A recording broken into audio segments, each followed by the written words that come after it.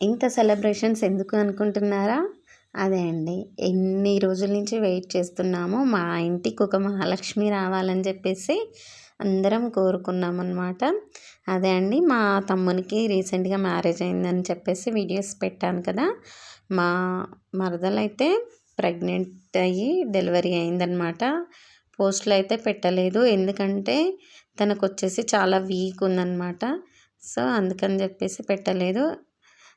Delivery అయిన తర్వాత video పెట్టేద్దామని చెప్పేసి పెట్టలేదు. తనైతే డెలివరీ అయ్యి వార్డుకైతే షిఫ్ట్ చేశారు.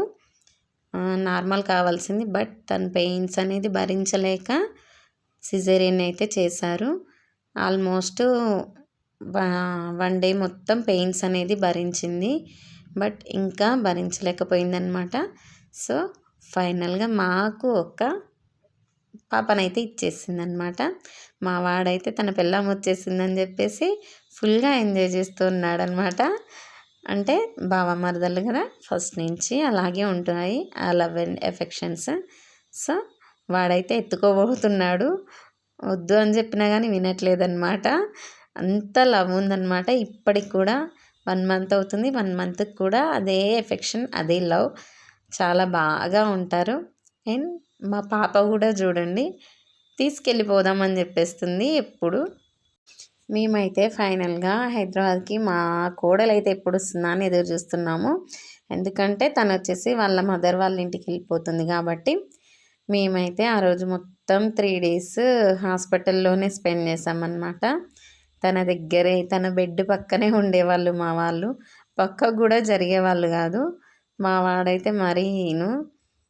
మా కోడలైతే వచ్చేసింది కదా, సో అందుకనే సెలబ్రేషన్స్ అనేవి చేసుకున్నాము మా ఇంటికి వెళ్ళి.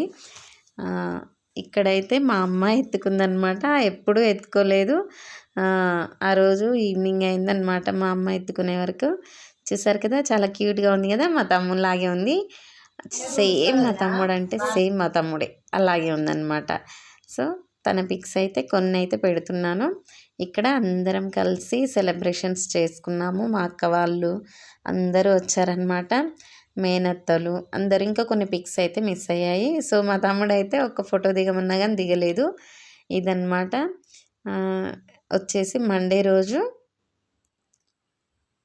కార్తీక మాసంలో పుట్టిందనమాట. పేరు ఏది బాగుంటుందో ఒకసారి కామెంట్ అయితే చేసేయండి. మేమైతే ఈశాని అని అనుకుంటున్నాము, లేదా ఇషిక అని అనుకుంటున్నాం. ఇషిత.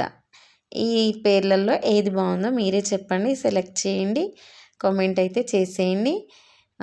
ప్లీజ్ బ్లెస్ చేయండి అందరినీ. థ్యాంక్ యూ అండి. Thank you so much for watching.